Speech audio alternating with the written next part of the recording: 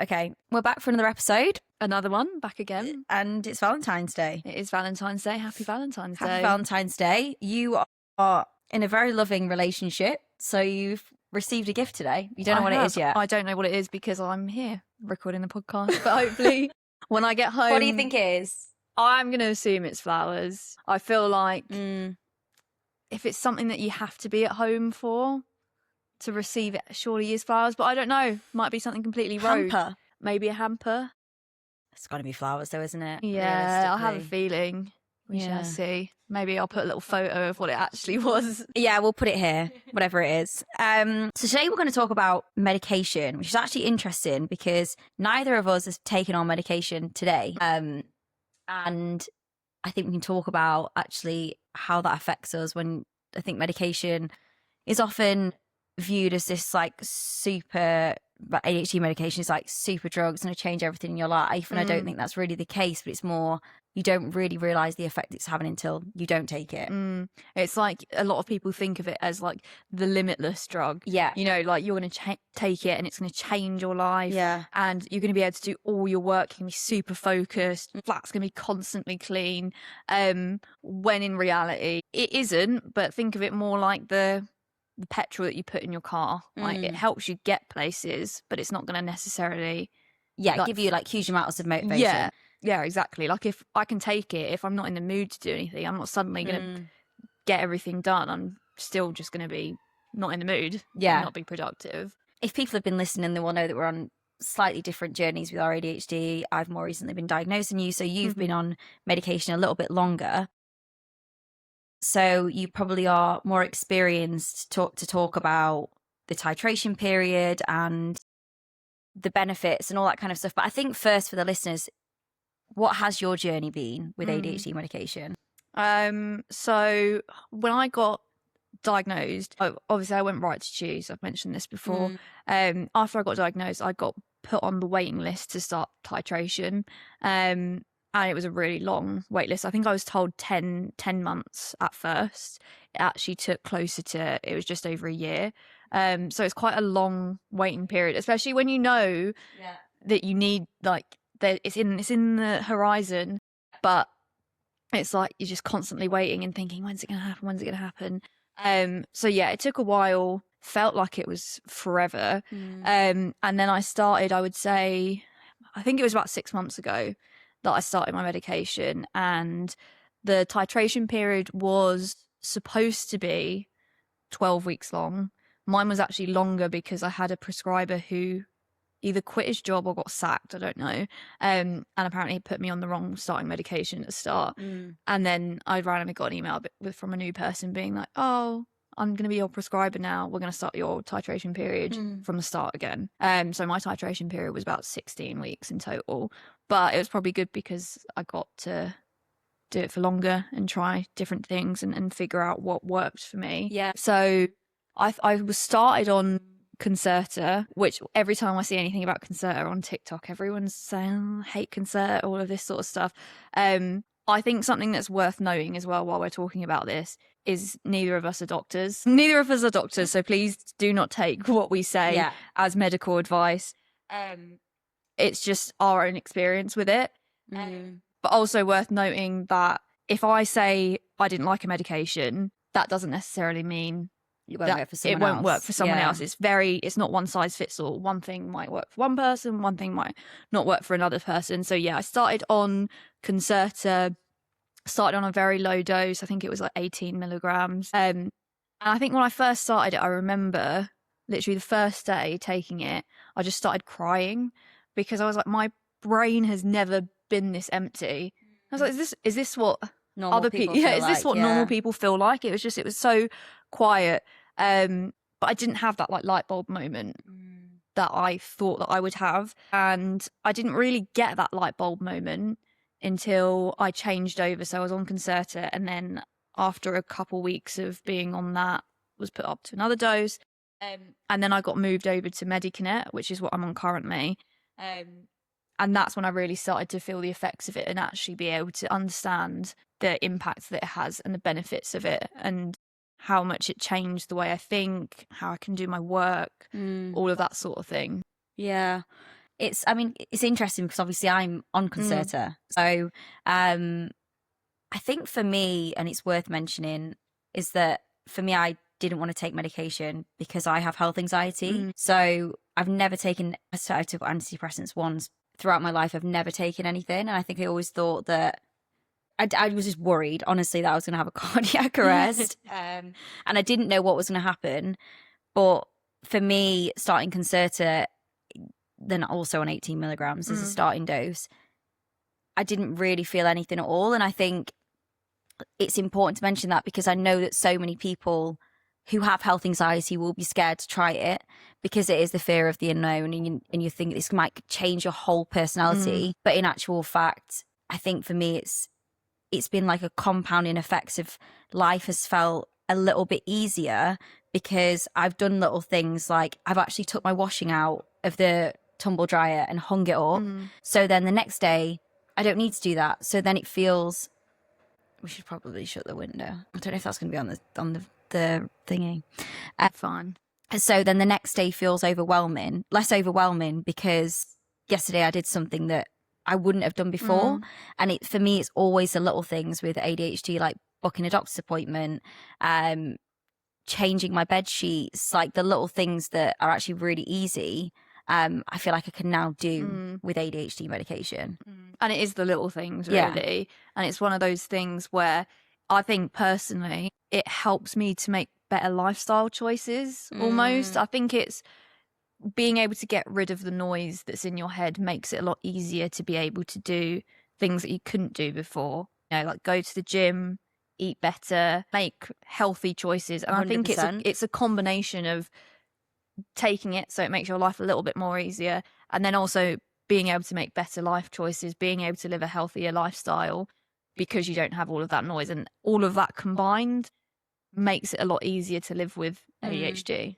Yeah, but I also feel like it isn't going to change your life at the same time, like we've spoken about. But for me, the one thing that I struggle with is RSD, and it hasn't changed that. It's potentially helped me spiral less than I would have done, because it does help regulate your emotions, but it isn't the answer. And I know that I still need to go and get therapy or ADHD coaching to deal with that. And I think I thought when I took it, I was like, oh my God, it's going to take away all these fears that I have around people not liking me. And actually they are still there. What do you think has been the biggest benefit of taking medication though for you? I think for me, I've never been the type of ADHD person that struggles with organisation and forgetting things and losing things and that type of thing. For me, I'm very much in my head. It's like the hyperactivity in my brain is like a constant internal monologue, constant spiralling, emotional dysregulation, even things like executive dysfunction, and being in ADHD paralysis and being sat on the sofa and being like, I know that I've got to do this thing, you just can't. But I just can't. And then the thoughts, I'm sat there thinking, I'm so lazy, I'm such a horrible person, blah, blah, blah, and just putting myself deeper and deeper into that hole. So the real benefit that I found from starting medication was getting rid of that noise. It was like being able to stop the constant internal monologue, being able to stop the spirals and just make life feel clearer and be able to process my thoughts in a more manageable way. Also, small things before, every time I would go to Tesco, I would cry. I would get so overstimulated. Just the noises, the lights, I would get so much rage. You know, when someone's walking really slowly, I don't know if it actually get picked up on there. It's worth just not, just in case. You know, when someone is walking so slowly in front of you, and I literally feel like I'm about to explode with anger and just cry because I'm so angry and overstimulated. And I can now go to Tesco without crying or getting overwhelmed. So that is another benefit. Even things like driving. I used to get so stressed out with driving because I feel like there were so many moving parts of like someone in the car next to me is speaking to me. The music on the radio is too loud. I now have to focus on trying to change lane and all of this stuff. And it's like, it's too many things going on now. Yeah. I feel like I can focus just on one thing. I feel like my mind is a lot more one track, which is definitely the massive benefit. But obviously you are still in your titration period. what would you say the benefits are for you right now? Because obviously I know that you're still probably you still have to go up a dose and try some other things out. But it's interesting because I think it's only on the days when I don't take it that I really recognise it's making a difference. So this morning, for example, I just laid on my bed for like an hour scrolling through TikTok, and I just felt like I couldn't do anything. And I know that when I take ADHD medication, I might scroll for like a little bit, but then I know that I've got something to do and I'll actually get up and do it.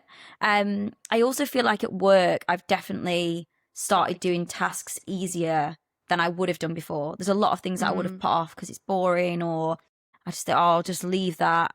I'll do it next week, and then it never gets done. I feel like it makes it easier to do those things. But it is important to say that I haven't had this like aha moment or light bulb moment like what you've had.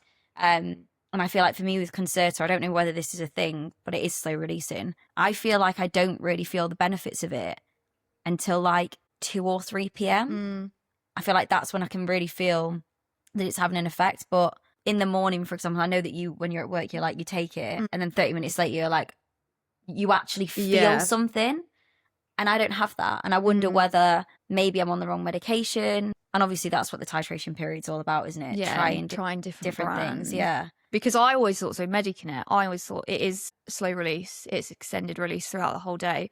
And then I was reading up on it actually the other day, because I take 2 doses. So I take a dose in the morning and I take a dose at lunchtime. Yeah. Which is what my prescriber told me to do, because I found that I would start crashing about 2-3 p.m. And so she said, just, take some in the morning and then at lunchtime take some more. And now it kind of gets me through the day until about 6 or 7 p.m, which works for me. Yeah.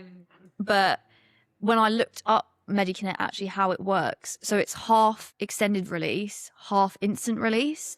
Okay. So it means that you get a little boost when you first take it, but then the rest of it is slow release throughout the day. So I don't know if that's an option that might work better for you or not. But I do think it is really worth trying different things. Because I know it's exactly the same. I know it's exactly the same with contraceptive. Like you'll speak to one friend and they're like, oh my God, the implant is the best thing I've ever had in my life. Yeah. And I'm like, oh, when I had the implant, it made me an angry mess. Or like, oh, I swear by this pill. And it's like, it's not a one size fits all. No, it's not. And you have to try different things to know what's going to work for you. And I think if you are on a titration journey and you start your first set of medication and you do feel like you're not, it's not working, it's not doing anything, and you just feel like, what's the point? Oh, I thought it was going to really help me and it doesn't. Don't give up at that point. Just be able to keep on with it and know, okay, well, this might not work for me, but something else might work for me. But it's also worth saying as well that ADHD medication is not for everyone. Yeah. And I think also worth saying that it isn't going to be, like we've said, this life-changing limitless drug. And I think you need to go into it with those expectations. Yes, it will make life easier, but it isn't going to, drastically change anything. And I was like, oh, I'm going to take this and I'm going to be the most productive person I've ever been. And I definitely have been more productive, but it still requires me to be motivated and it still requires me to be doing things in my life that will make the medication work better. For example, making sure I get good sleep, not drinking loads of alcohol, and also at certain times of the month when I'm due on my period or on my period, the medication also works less than it would have done before. I think that's a really interesting topic to speak about, actually, specifically for women, is the effect that medication has at different stages in your cycle. Yeah. I actually did some research into this recently because my friend has a women's health sign, Bloody Nora. If you haven't seen it, I'm going to give it a little shout out. And I wrote a piece on it talking about ADHD medication during my cycle and how it would change and how the impact of the contraceptive pill and things like that. And it's really interesting because ADHD in women, because of the way the cycle works, so say just before your period when you're PMSing, your estrogen drops so rapidly, and dopamine and estrogen are so connected, so that when your estrogen drops, so does your dopamine. And ADHD medication works by attaching to dopamine receptors. Attaching to dopamine receptors. So if you have really low dopamine anyway, you're not going to take your ADHD medication and suddenly like it boosts it. You can't make dopamine out of nothing. Yeah. So if the bar is low, it's hard. Yeah, it's hard. Whereas when you're ovulating and you've got higher estrogen, your dopamine's high, you're probably going to feel the effects. And I think that's where it comes into like drinking, for example. You were the person who said don't take ADHD medication on a hangover. So glad I didn't do that. But when you're, you know, when you go out partying and, you know, maybe you take recreational drugs, whatever it is, and you're obviously your dopamine decreases, it's just not going to have the same effects. It's not going to work the same. No, you're not going to wake up in the morning and have like it no dopamine. Amazing, oh my God, I feel so much better. Or when I'm hungover. I did hope for that, but it wasn't the case. No, it's when you're hungover. Like I had taken it once when I was hungover and I felt awful. I felt disgusting. It was like, you know, when you drink a really big cup of coffee on an empty stomach and like just jittery and like my stomach was hurting and my head was hurting and it was just not fun. Yeah, and I learnt my lesson from that and I was like, I'm not going to take it on a hangover ever again. I think on that point, it would be interesting to debunk some myths about ADHD medication. And like we said, we are not doctors and we are not telling you to do what we do. But I think if I wanted to follow everything by the book because of my health anxiety. So when I first started taking it, I was like, I'm not going to drink caffeine. I'm not going to drink alcohol. I'm going to follow it. But actually, I have done those things, obviously in moderation. And I'm not drinking like 5 cups of coffee, nor am I drinking loads of alcohol on it. But I think I thought if I do either of those things on ADHD medication, I'm going to have this terrible side effects. But for me, that hasn't been the case. It's interesting, though, because you can drink coffee on it. I cannot drink coffee on it because last time I drank coffee on it, I literally was shaking and felt like I was going to be sick. I remember being in the shower, literally gagging. Really? Because I felt so awful. I know I'm really sensitive to caffeine. Yeah. Like I've never been able to drink like an espresso. I can't drink espresso martinis. Yeah. I don't I can have a latte, but I can't. So I think maybe it's because I already have a high sensitivity to caffeine already. Yeah. I just steer clear of it. Because it's also interesting that you don't really have an appetite on your medication, but I don't think my appetite's really changed. Because I feel like the first, like, I was kind of waiting for that as well. I was like, oh, maybe I'm not going to be hungry, which was a concern because of my past eating disorder and issues. I thought, oh my God, am I going to just not want to eat and then become obsessed with that? But I feel like that just hasn't happened. But then I wonder if that's because I'm on a lower dose. But then when I was on a lower dose, I didn't have that. I had very low appetite. I've literally from the lowest dose, I've really struggled with appetite. And I will say that as much as there are amazing pros of it, probably the con is not being able to have that appetite. And it is really frustrating because I will think I really want to eat, and then I look at food and I feel physically sick. Really? That's so interesting. Yeah, I feel physically sick, or I will make myself food and start eating it. And you just don't want it? I literally don't want it. I'll start chewing on it and I'll be like, this is like dry and horrible in my mouth. But sometimes I can eat on it. It's kind of having to push through the first bite of being like, this is awful, forcing myself to eat. But that's not enjoyable. It's not enjoyable. You don't enjoyable. want to be forcing food down your throat. No, it's not enjoyable. It doesn't make food enjoyable. But I will say, do you think it's really helped with food noise? I think I really struggled with food noise. So it's kind of like balancing pros and cons. Yeah. What do you think would be your biggest tip for taking ADHD medication if anyone's listening and is, you know, just about to start ADHD medication? What advice would you give them? This is my number one tip, and I said it to you when you started as well. I know what you're going to say. Protein heavy breakfast. Protein heavy breakfast is key. If you take it on an empty stomach, you will not feel the effects of it, or you won't feel as much of the effects as you should do. So it works on, think of it, when I started taking it, my prescriber told me this and I've stuck to it. Think of your medication as Ribena, like squash.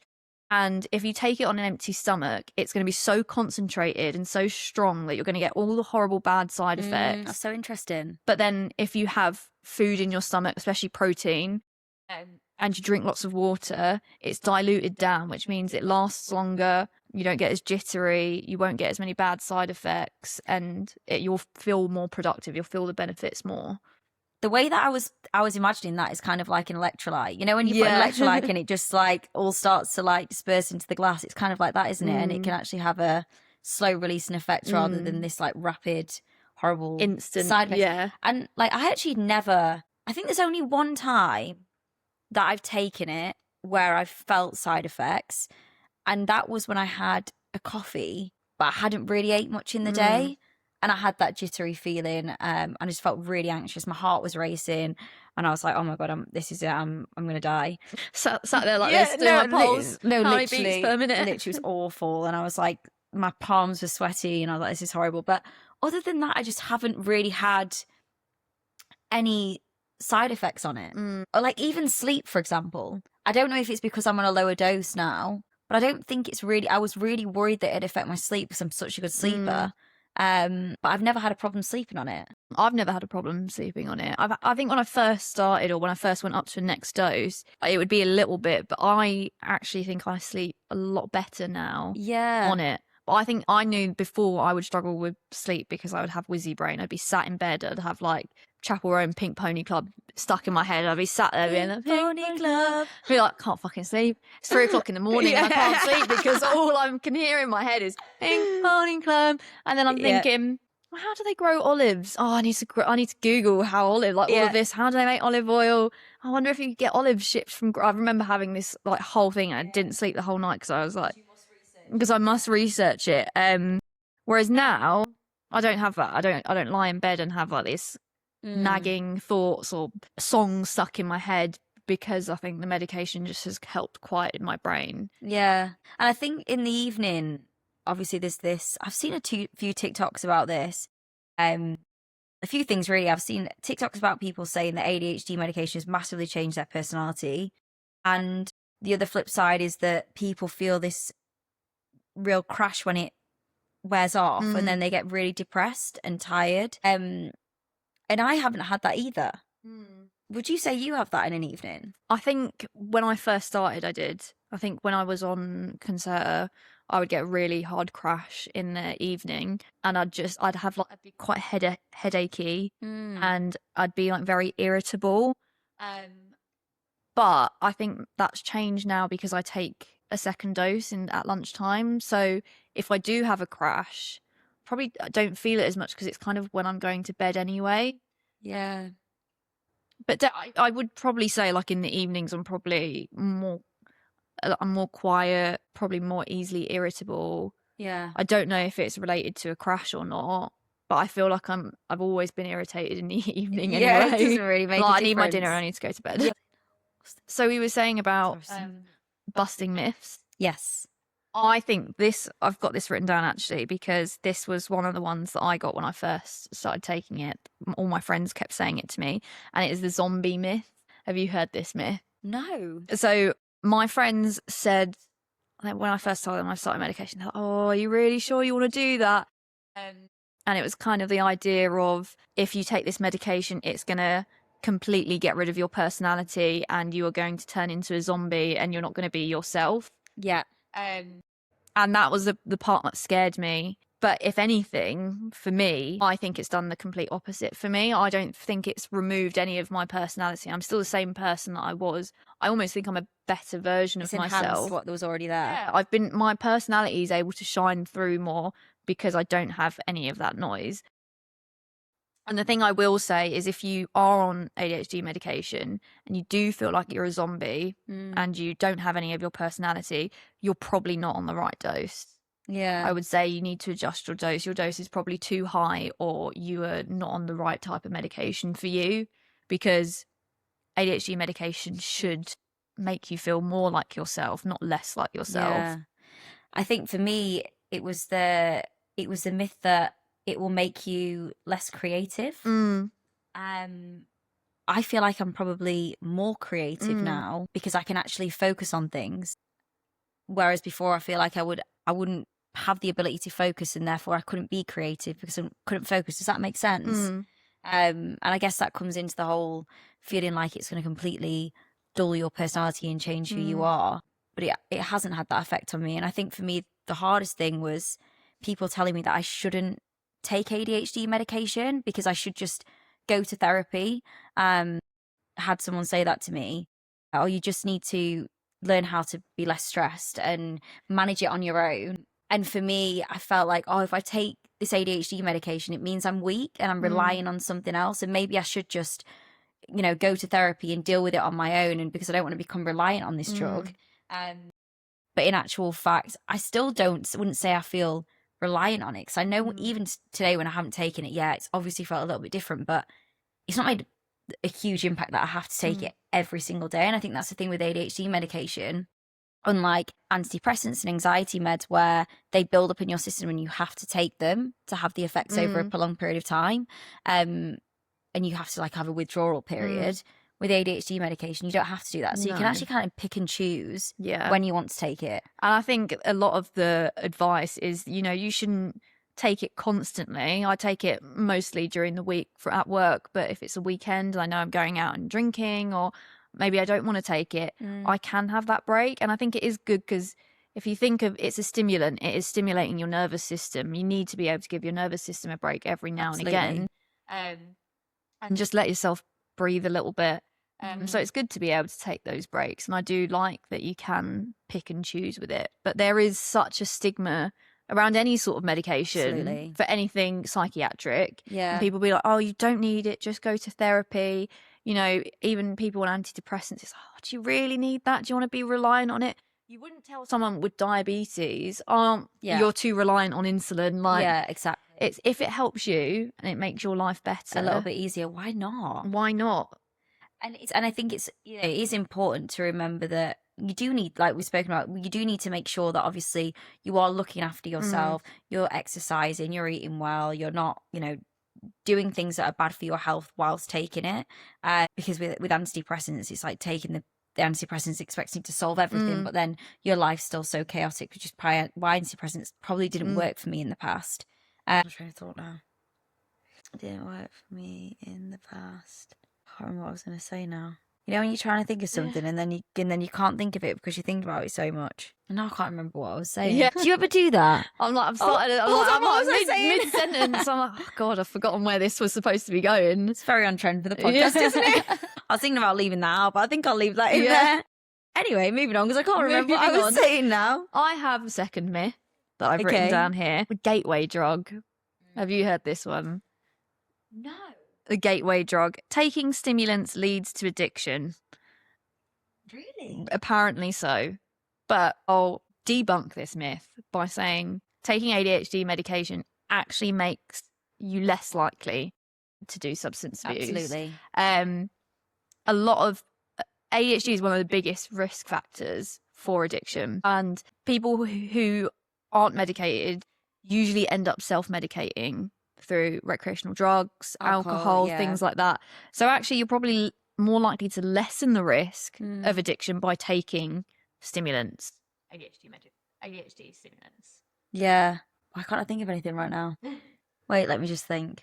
Yeah, because I actually have noticed recently, I will hold my hands up and say that I have been really bad with alcohol, self-medicating with alcohol. Not bad, but like, because I've lived on my own and been on my own, I would often be on the way home from work and be like, I'll just pick up a bottle of wine and then end up sat drinking a bottle of wine to myself on a random Wednesday night, which is totally unnecessary. Whereas I feel like I don't have the urge for that anymore. And instead I'll be like, I'll go to the gym and then I'll cook. And I never used to cook. I feel like ADHD medication has made me want to cook more than I would have done before.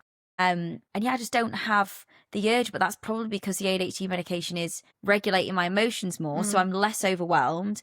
I've got more done in the day, so I'm not beating myself up. So I don't feel like I need to have wine to make myself feel better. Yeah. It's also dopamine seeking as well, though, because you're self-medicating with alcohol. Yeah. Because that brings your dopamine up. So think of like medication is like brain fuel. We're not taking it to get high. I don't take my ADHD medication. We're actually just taking it to feel normal. Yeah, it brings us up to a baseline rather than putting us over the top. Whereas I think if someone who didn't have ADHD takes ADHD medication, I mean, I remember people at university taking Adderall to just have like a fun night anyway. And it's like, I take my ADHD medication. I'm like, oh my God, I can reply to a text. Oh my God, yeah, that's a big one actually for me. I used to be, well, still I'm quite bad to be honest at replying to messages, and it used to just be this. It would just build up and build up, and I'd see the unread, and it'd be like, especially when I lived in Australia and time difference, it'd be like 24 unread messages. And I'd be like, oh my God, I can't possibly bring myself to do this. And it would just get worse and worse. And then I'd have a full day where not a day, oh my God, didn't have that many messages. But I'd be like, right, I'm going to sit down and I'm going to do all of those in an hour. Then everyone would respond to me and then I'd be back in the cycle again. Whereas I definitely think it is slightly easier for me, but I wouldn't say I still think it's something that I really struggle with. And this is really bad to say out loud, but I know a lot of people will resonate with it, that I find it easier to respond to people who are in my immediate network, that like we speak constantly, but we also work together. We also have this podcast. Yeah. I feel like for me, that feels easier, but it feels harder for people who I don't see as often. And it's not that I love them any less or I think of them any less. It's just because I feel so far removed from it. There is a thing to that with ADHD. Yeah. It's like object permanence. Yeah. I have it so much. Yeah. It's like if I haven't seen someone in a while, then I just kind of forget that they exist. Yeah, not in a horrible way. It's like I still love them. Because you've got so much going on in your brain, you can only really think about what is in front of you. Yeah, exactly. And I think it's just a little bit more extra effort to be able to talk to people that you don't see on a regular basis. And it's also about, I have to think a little bit harder about what to say or something like that. And then I just end up forgetting to reply to them. And then I end up, I don't know if you get this as well, I get so angry when my phone is buzzing too much. It's like if I've got like a few people messaging me and like my phone's buzzing, I'm trying to do something and all these messages, I'm like, I can't. I'm getting so overwhelmed by the amount of messages. Not that I'm that popular that I'm getting constant messages. It's popular. But it's like I get irritated at the fact that I'm getting messages. And it's not about being irritated that people are messaging you, because like I love receiving messages from my friends. Please message me. Yeah. Don't listen to this and think, oh, fuck you, Emily. But it's more a case of like, I know that I'm not going to be able to respond to them right now. And I know that then it will be a case of this just adding up and building up into this huge unread inbox in my WhatsApp messages. And I'm just going to feel guilty. And that is, I feel guilty. I feel like a bad person and a bad friend for not doing it. And I especially found it hard in Australia because some of your friends are the same, which is great because then it means that you both know that neither of you are going to respond in any timely matter. It's probably going to be weeks until you respond to each other, but you know that they get it. And I feel it's harder with the friends that do need a little bit more reassurance, and I need reassurance as a friend. But I think when it comes to messaging, because I'm so bad at it as well, I feel like I need less reassurance now with messaging. But it's those friends that I feel so guilty and terrible for not doing it. And then I reply and I think, oh my God, they must think, how are you like still posting on it? And this is another thing as well. I remember someone saying, how can you post on Instagram and not respond to people? Respond to messages. But it's like, because that's easier for me. Scrolling on Instagram and getting that quick dopamine hit is actually procrastinating from doing the one thing that I need to do, which is replying to all these people. And it's really, really hard. I feel like I've just had to train myself to get better at it. It is also that object permanence though, because if your name is not at the top of my WhatsApp conversations, I forget that it's there. And then sometimes I scroll through and I'm like, oh my God, there's been a message here that I haven't from messaged months ago. From months, and it's embarrassing. But I also am a massive hypocrite. I'm such a hypocrite because I am so bad at replying. But I also get so angry when someone doesn't reply. Yeah. I'm like, oh my God, they haven't replied back to me in a month. They must hate me. And then I'm doing exactly the same thing. Any other myths? What's that you haven't mentioned already? You? I've got one more myth. Go on, one more. One more myth that I've got is it's basically meth. Yeah, I've got here is legal speed. Yeah, it's you are taking speed every day. Yeah. Which, I've got my notes here because I needed to look into the actual science of it. And I'm not a pharmacist, so... Here we go. So, it's basically meth. Yes, they do belong to the same class of drugs, but the chemical structure, the way that it's extended release, the dosage of it is completely different. Like, it is worlds apart. Yeah. And I think I've had so many comments from people being like, you basically take speed every single day just to live. I'm like, I don't take speed. This is not speed. I've written here, comparing ADHD meds to meth is like comparing a glass of water to a category 5 hurricane. Yeah, it's like so true. completely different. It's like you're talking about street meth, which is like instant release, high dosage, Mixed with loads of other drugs, probably. mixed with Yeah. everything, probably. And then we're talking about pharmaceutical ADHD medication, which, yes, is in the same category, but it's different. It's like saying people who have to take morphine as a painkiller are basically injecting themselves with heroin every day. Yeah, exactly. It is worlds apart. Yeah, you're microdosing something technically. But I've never had, see, for me, I've never felt that speed effect, though. I've never felt like weird or jittery, or other than like the one time that I drank coffee on it. But I did, to be honest, I did think that would be the case. I thought I'd be going into work and I'd be like, oh my god, off my head, pupils are massive. I'm sat down to work and I'm sat down, jaws swinging. Literally, I was You're like, right. yeah, just look like I've done a line of cocaine, but no, obviously not had those effects. And that would be a reason why a lot of people don't take it. Because oh my god, am I going to be this like just really like locked in person at work? Off my head, walking around, pupils massive, like talking to everyone. And I think as well, like a lot of people who don't actually understand what ADHD medication does, they will talk negatively about people taking ADHD medication, because it is that stigma of being like, well, you're taking speed every day, you're getting off your head taking speed, that's not going to be very good for your health and all of this sort of stuff. But it's not. It's not speed.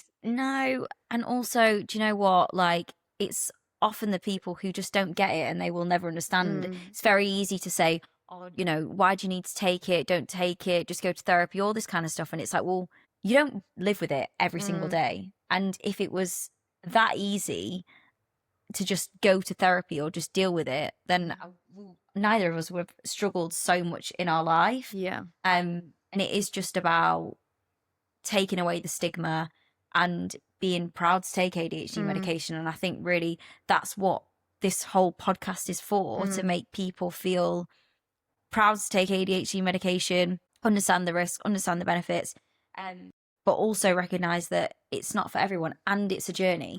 It is a journey. And it's also being able to be happy in your own choice. It's all about choice. We're not sitting here saying everyone should be on ADHD medication. It's the best thing in the world. But you should be able to have that option to choose if you want to take ADHD medication. It's all about having those options and being open to it and being able to research it and understand whether it's the right thing for you or not. And if you're one of these people who are sat there and you don't have ADHD and you are sat there thinking about ADHD medication is so bad, no one should be taking it, then maybe you should take some time to research actually what it is and, you know, do something else in your life that you can focus on instead of being a keyboard warrior and thinking about ADHD medication is the worst thing in the world and how bad it is for everyone. Because at the end of the day, if I can take a medication that makes my life even 50% easier, then I'm going to do that. Yeah. I mean, even 10% easier. Yeah. But I know that, you know, ADHD is spoken about more than ever right now. A lot of people are getting diagnosed and a lot of people will be on that journey. And I just hope that this podcast has, number one, made people feel a little bit more informed on ADHD medication. As we've said multiple times, we are not doctors and we're not giving medical advice. We're just giving our lived experience. And I think that I'm so glad I had you to give your journey and give me tips and advice on ADHD medication, because I wouldn't have probably known where to turn into, like, you know, maybe would have looked online and gone and read it and gone and ChatGPT and read things. But I think actually hearing people's real life experiences of ADHD medication can really help and hopefully make people give people that push if they're, I don't know, to just maybe just give it a go and see what happens. And if it doesn't work out, then what have you lost? What have you lost? Yeah. Exactly. So I think as we're coming to the end, we've got our favourite part of the podcast. Oh, we have. Which is our ADHD tax of the week. So I'll let you start, Emily. What is your ADHD tax of the week? It's probably my new Matrix obsession. Your new what? Matcha obsession. Matcha obsession. I thought you said mattress obsession then. I was like, have you got any mattress that you haven't told me about? Just love a mattress.